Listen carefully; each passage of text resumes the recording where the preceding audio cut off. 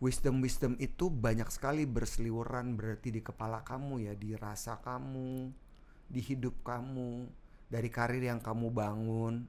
Dan makin kesini saya sih ngelihatnya makin bersinar ya. Aduh, amin. And you are totally different gitu, maksudnya. Well, kita juga aku jadi beda. pengen peluk mic ya. I'm flattered. Amin. True. Amin. Di antara banyak orang juga yang berkecimpung di dunia entertainment, yang chasing for the fame, kamu beda gitu, Masa sih? Beneran. Aku malu nih. Beneran. Amin. Dari awal ketemu kamu di event itu, I saw you different gitu. You are cool, fun at the same time, terus bisa kontrol. Amin. Itu mungkin karena semua yang kamu ceritain tadi ya. Mungkin karena I've been through shit. And I don't want to go back there. Simply as that. And then what do you learn from that shit? So much about apa aja gitu. Maksudnya kayak about friends, love life, career. Makanya aku bilang juga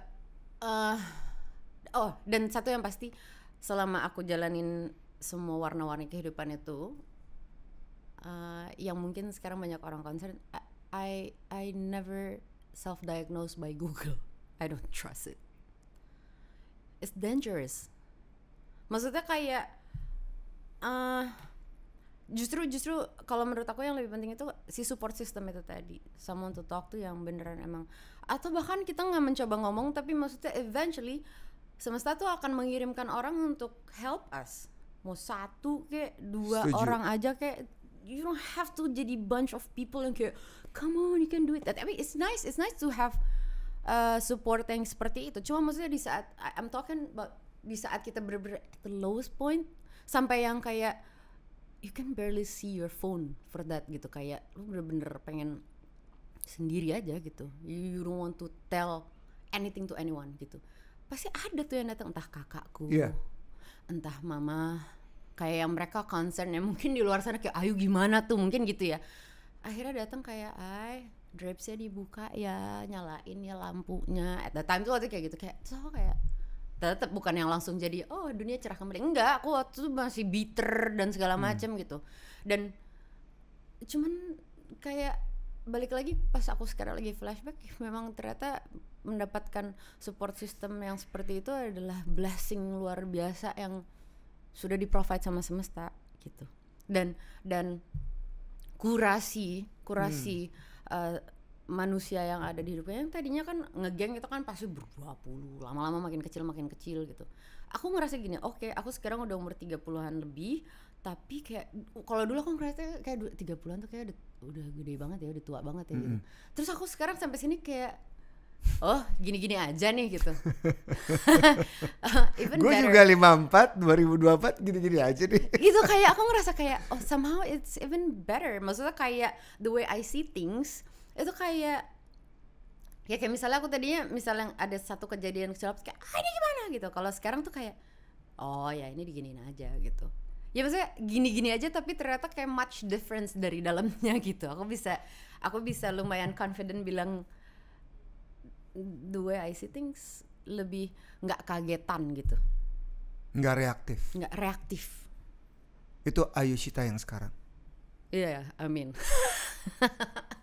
Gitu, pelan-pelan mengalir gitu, belajarnya sih gitu. Dan ini kan karir yang tidak direncanakan kan? Nope.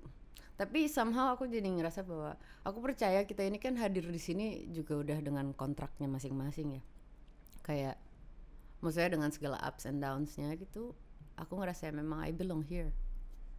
Kayak ini salah satu purpose-nya aku in life untuk ada di sini. Maksudnya kayak makanya sekarang hopefully apa yang aku jalanin ini bisa, maunya kan jadi public figure yang ada manfaatnya gitu. Bukan yang muluk-muluk kayak aku akan memenangkan Indonesia untuk dunia. Enggak yang gitu juga gitu ya. Tapi kalau itu bisa terjadi ya amin. Cuma maksudnya sedikit-sedikit gitu, kayak maksud aku kayak sesimpel misalnya aku memperkenalkan budayaku lewat my fame gitu. Maksudnya oke, dari sekian orang yang followersku atau fansku gitu bisa mendengarkan dan aku bisa spread the goodness of my work, itu kan mudah-mudahan jadi inspirasi dan jadi manfaat. Itu lebih ke situ gitu. Kayak bukan yang jadi kayak pengen jadi hero apa enggak gitu. Cuma maksudnya itu aku coba untuk sedikit-sedikit bagi yang bisa bermanfaat buat orang. Banyak aku lagi belajar seperti itu gitu. Saya menangkap terminologi self discovery dari cerita kamu. Really? Ya. Amin. Transformation. Amin. Lebih kayak resurrection kali ya. Bangkit kembali. Bangkit dari mana lo gitu. Dan itu yang membuat kamu lebih cheerful. Amin. Ya, untuk ngejalanin ini. Tapi kalau disuruh milih antara karir, nyanyi bagus, suara bagus, berkarakter, bikin album, film juara. Amin. Nggak bisa dipilih atau sekarang lebih ke aku masih industry. Konsisten jawabannya karena kayak itu lumayan pertanyaan yang lumayan sering aku dapat. Aku masih konsisten dengan selama aku diberikan kepercayaan sama Gusti Allah untuk menjalankan salah satu bidang tersebut, I'll go for it gitu. You cannot choose. No. Tapi kan somehow akan kepilih dengan kurasi itu tadi, kayak naturally. Yes. Mengalir. Kalau di antara film yang segitu banyak yang pernah kamu perankan, film layar lebar atau mungkin series gitu atau sinetron, mana yang paling stick in your head that give you so many lesson learned? Film What They Don't Talk About When They Talk About Love, itu film yang disutradarai sama Mbak Molly Surya. Aku waktu itu syutingnya pas lagi menjelang skripsi tahun 2012, tayang 2013. Di kuliahku itu yang 4 tahun. Jadi aku kuliah tuh kan delay 2 tahun. Maksudnya kayak emang aku postpone, tapi di 2 tahun itu aku ambil kelas nyanyi di IMD. Terus habis itu aku ambil kelas acting di tempatnya Teguh Karya, Om Slamet dan almarhum Alex Komang waktu itu ngajar juga di sana. Maksudnya aku berusaha untuk mengisi ilmu di kepalaku gitu. Tapi aku waktu itu almost give up. Maksudnya jadi entertainer gitu. Padahal aku waktu itu ngambilnya performing arts communications gitu. Tapi LSPR. Yes. LSPR. Banyak orang yang suka mikir kayak ngapain ngambil komunikasi lagi padahal lo kan udah di entertainment gitu. Enggak. Ya memang orang tetap perlu belajar gitu. Buktinya aku ngambil kayak tetap, maksud aku ilmu itu akan tetap selalu kepake apalagi kalau kita sendiri yang mau gitu. Maksudnya daripada disuruh sama orang tua gitu ya maksud aku. Dan aku kuliah pun waktu itu bukan disuruh siapa-siapa, emang aku datang sini aku surprisein mamaku gitu. Pas harus ada wawancara sama orang tua terus mama senang banget karena ya mama sempet lah aku dengar waktu zaman kecil aku bilang Ayu udah jadi artis pasti nggak akan kuliah gitu. Tapi itu tangled in my mind and I want to prove it. Tanpa bilang sama mama kayak lihat nih anak lo jadi sarjana gitu. Sebenarnya nggak kepen-pen banget aku waktu itu kuliah, biasa aja. Cuman tapi ternyata dari situ aku mendapatkan banyak sekali ilmu knowledge yang menurut aku kepake sampai sekarang gitu. Maksudnya lucu orang lagi mau buat kelas vokal misalnya gitu, ujiannya bikin konser. Terus pas misalnya kelas acting atau kelas directing kita boleh pilih, aku nggak harus jadi performer, aku tuh sok tahu aku jadi wardrobe sama makeup ternyata pusing kayak gitu-gitu. Jadi tahu. Iya kayak kamu nggak mau main aja, enggak, aku malas ngafalin gitu karena kan harus pakai bahasa Inggris gitu. Aku kayak malas gitu. Aku tuh pemalas tapi I love to do something gitu, ngerti kan? Jadi kayak everything tuh selalu somewhere in between gitu. Tapi sebenarnya eager untuk melakukan banyak hal tuh gitu kayak gitu. Jadi kayak when I want it, selama itu aku yang mau, pasti aku selesaiin. Biasanya gitu. Kenapa mau give up? Waktu itu mau give up karena padahal udah punya track record kan? Punya panggung, punya opportunity. Tunggu itu. Soalnya right before aku masuk kuliah, itu kan 2009 aku baru masuk. Aku lulus SMA 2007. Tapi aku 2009 baru masuk kuliah. Di 2008 itu another shit happen. Ya tapi kan maksudnya dalam kehidupan ini kan naik turun gitu. Nah waktu itu aku sempat stripping sinetron. Long story short, strippingan itu kayak gitu. Bukan karena jadwal syutingnya, tapi kayak politicsnya gitu. Kayak and drain your energy.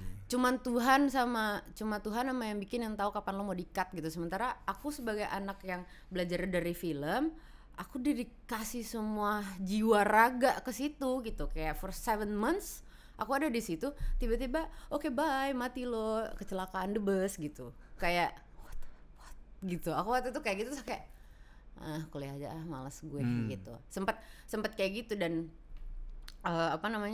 pokoknya yang satu bilangnya, kok kamu udah enggak, kayak si pihak ini yang nggak mau, kayak aduh ribet loh gitu.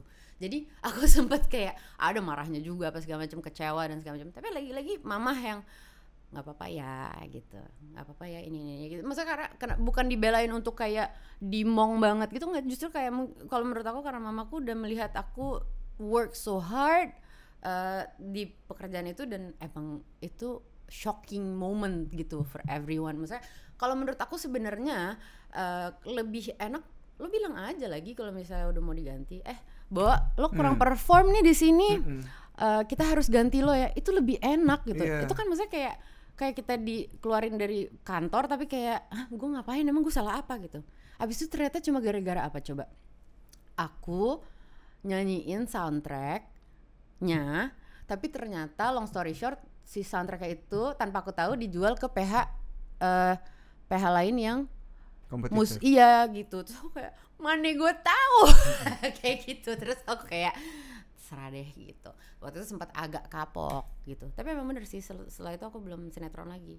Ada pengen nyoba, kangen gitu, pengen seru juga ya sinetron, kayaknya enak gitu. Tapi memang belum aja. Dan balik lagi ke mengalir, maksudnya kayak sekarang lagi ditawarin itu kan, tapi juga tiap tawaran yang datang itu ada call dari sini untuk ambil enggak. Pun ada intuisi yang mengarahkan ya. Iya, dan kalau ternyata digantikan sama orang tuh aku udah ya nggak apa-apa ya, berarti memang karakter kan memilih jodohnya sendiri-sendiri tuh gitu. Dan nggak semua karakter aja sih, semua kerjaan kalau menurut aku kayak gitu. Jadi keuntungan dari lebih reserve, lebih present gitu, lebih itu tuh kayak semuanya jadi lebih wajar. Kayak, semuanya jadi lebih wajar. Iya. Jadi lebih banyak pemakluman. Bukan berarti terus jadi mendem jero terus-terusan ya, enggak. Cuma maksud aku misalnya salah satu kayak ini orang nyebelin ya sama aku apa segala macam. Terus habis aku mikir kayak mungkin dia lagi banyak masalah kali at that time gitu. Jadi kayak how I react itu nanti baru jadi apa ya, you win or not-nya tuh di situ sebenarnya.